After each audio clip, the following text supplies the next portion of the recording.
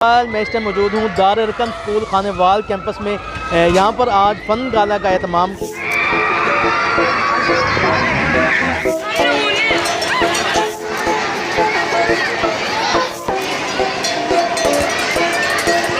र्कम school Khanewal campus में मौजूद हूँ और मेरे साथ मौजूद हाफिज़ बिलाल साहब, इनसे बात करते हैं।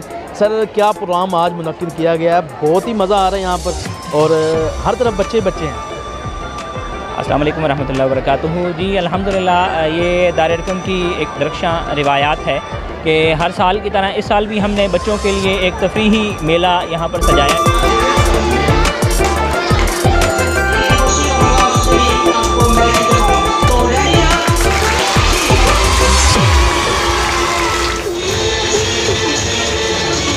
र्कम स्कूल में मौजूद हूँ और मुख्तलिफ झूले यहाँ पर हमें लगे नज़र आते हैं, तो वो खालिद पहलवान साहब के झूले हैं। सर, क्या कहना चाहेंगे, कितने अरसे से आप ये काम कर रहे हैं और कैसा लगता है आपको? अरसा दराज से अल्हम्दुलिल्लाह कारोबार हमारा ये झूलों